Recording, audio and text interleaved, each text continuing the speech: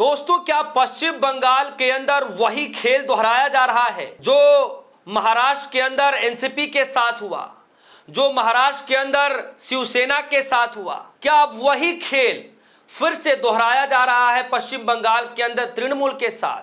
जी हां दोस्तों, खबर आ रही है कि किस तरीके से बागी गुट ने, जो 60 विधायकों की बागी गुट है, वो किस तरीके से 5 स्टार होटल में मीटिंग कर रहे हैं।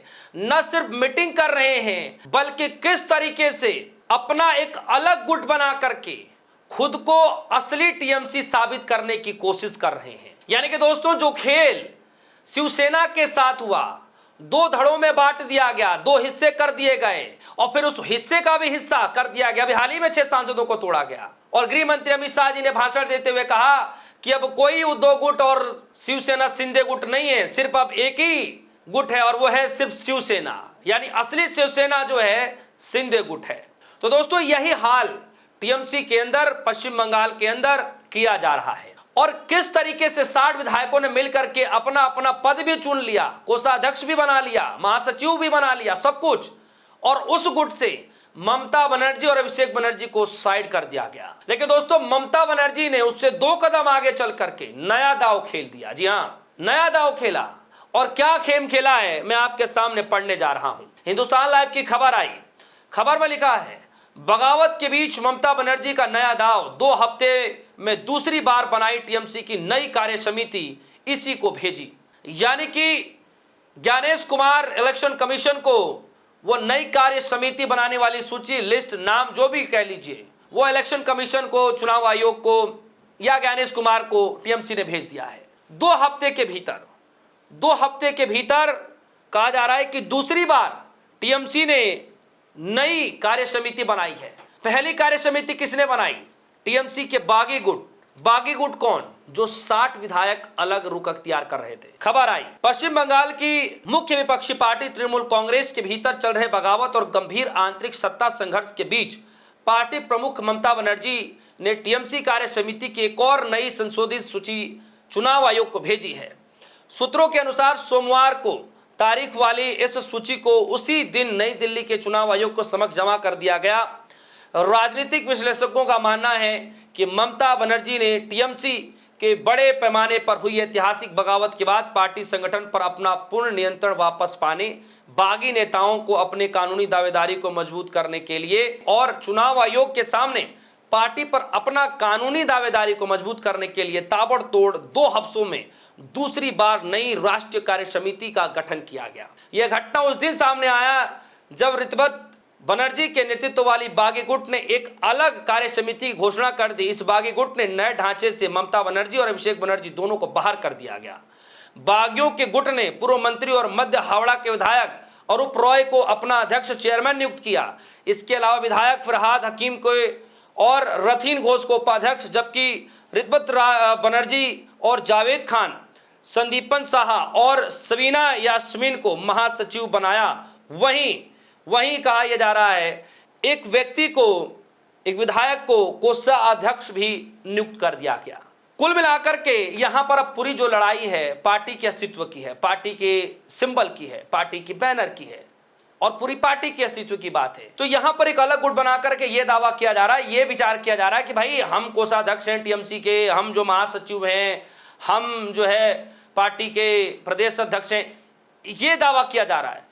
यानी अब यहां पर असली जो लड़ाई है वह अस्तित्व की बच गई कि असली टीएमसी का मालिक कौन है। और ममता बनर्जी को जैसे यह बात पता चला, ममता बनर्जी ने तुरंत ताबड़तोड़ फैसले लेते हुए नया दांव खेला और तुरंत ममता बनर्जी ने अपनी ही दोबारा से कार्य समिति बनाई और उस समिति में ममता बनर्जी ने किसको किसको क्या दिया, मैं आगे पढ़ रहा हूं। लिखा गया है कि अभी तक यह स्पष्ट नहीं हो सका है कि ममता बनर्जी ने अपनी सूची बागी गुट की घोषणा से पहले चुनाव आयोग में जमा की थी या उसके बाद। हालांकि आप सभी को पता है कि बागी गुट ने भी बनाई, वो भी सूची भेजी, फिर ममता बनर्जी ने भी बनाया, वो भी सूची भेज दिए। अब ये पूरा जो मामला है अब चुनाव आयोग के हाथ में है। चुनाव आयोग जो निर्णय लेगा, जो बताएगा वही होगा। मामला पूरा चुनाव आयोग के हाथ में, यानी ज्ञानेश कुमार के हाथ में है। बताया जा रहा है कि चुनाव संपन्न होने के बाद जो प्रदर्शन, निराशाजनक प्रदर्शन रहा है, उसके बाद बगावत की आशंका देखते हुए बनर्जी ने इससे पहले 5 जून को भी एक नई कार्य समिति बनाई थी। इससे पिछले कुछ दिनों में समीकरण पूरी तरीके से बदल गया, जिस समिति में शामिल हुए पूर्व मंत्री ज्योति प्रिय मलिक ने पिछले हफ्ते स्वास्थ्य कारणों से सभी पदों से इस्तीफा दे दिया। वहीं युवा इकाइयों के अध्यक्ष बनाई गई शिवानी घोष और महिला इकाई के अध्यक्ष माला रॉय अब बागी गुट के साथ चली गई। इन दोनों सांसदों ने औपचारिक रूप से एक नए दल की राष्ट्रवादी नागरिक पार्टी की सदस्यता ले ली। ममता बनर्जी की नई संशोधित समिति से बागी खेमे में गए इन सभी सदस्यों को बाहर कर दिया गया। नई समिति में नदीमुल हक को जगह दी गई है। इस समिति में सुब्रत बख्शी को उपाध्यक्ष, डेरेक ओब्रायन को और डोला सेन को संयुक्त सचिव तथा चंद्रिमा भट्टाचार्य को राष्ट्रीय अध्यक्ष यानी राज्य का अध्यक्ष जिम्मेदारी दी गई है। इस बीच राज्य के पूर्व मंत्री अरूप विश्वास को कोषाध्यक्ष की हैसियत से बैंक अधिकारियों को पत्र लिखकर तृणमूल कांग्रेस के खातों से वित्तीय लेन देन पर रोक लगाने की मांग की गई। वह सोमवार को बागी गुट की बैठक में भी नजर आए थे। यानी कि दोस्तों, ममता बनर्जी ने भी नया दांव खेला और उस अपने कार्य समिति के अंदर में किस तरीके से जो चंद्रिमा भट्टाचार्य हैं, उसके बाद डेरेक ओब्रायन हैं, सुब्रत बख्शी हैं, उसके साथ साथ जो है अलग अलग और नेताओं को जो है अपने कार्य समिति में ममता बनर्जी ने रखा और वो पूरी सूची जो है ममता बनर्जी ने इलेक्शन कमीशन को भेज दिया। खबर यह बता रही है कि अब लड़ाई आर पार की हो चुकी है। जो हाल शिवसेना के साथ हुआ, जो हाल एनसीपी के साथ हुआ, वही हाल अब टीएमसी के साथ होता दिखाई दे रहा है।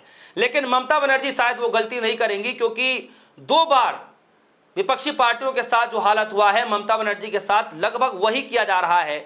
लेकिन ममता बनर्जी ने दांव तुरंत खेलते हुए चुनाव आयोग को अपनी भी सूची भेज दी। अब पूरा पाला जो है, पूरा गेंद जो है वो चुनाव आयोग के पास में है, ज्ञानेश कुमार के पास में है। अब दोनों सूची देखने के बाद समझ में आएगा, निर्णय जो है लिया जाएगा कि कौन असली टीएमसी है।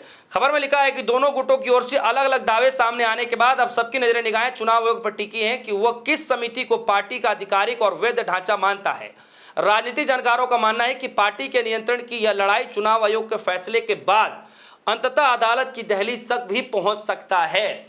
यानी कुल मिलाकर अगर चुनाव आयोग ने ममता बनर्जी के पक्ष में नहीं दिया या फिर बागी गुट के पक्ष में नहीं दिया, तो हो सकता है कि बागी गुट चुनाव आयोग खिलाफ या इस फैसले के खिलाफ जो है सुप्रीम कोर्ट चला जाए या कोलकाता हाई कोर्ट जाए, और ममता बनर्जी के पक्ष में नहीं आया तो हो सकता है कि ममता बनर्जी चली जाए। यानी कुल मिलाकर के कहा यह जा रहा है कि ये लड़ाई सिर्फ चुनाव आयोग तक सीमित नहीं रहने वाला है, बल्कि ये लड़ाई अब कोर्ट तक भी जाएगा। यानी अब लड़ाई अस्तित्व की आ गई है, बैनर की आ गई है, लोगों की, सिंबल की, अस्तित्व की, हर चीजों पर लड़ाई आके रुक गई है। बागी तो चल ही रहे थे, बगावत तो हो ही रही थी, लेकिन अब असल लड़ाई पार्टी बचाने की है। दोस्तों, इस खबर को लेकर आपकी क्या राय है? वीडियो कमेंट से समझाइएगा, अपनी राय रखिएगा। फिलहाल के लिए दीजिए इजाजत, देखते रहिए DS4 न्यूज़। धन्यवाद।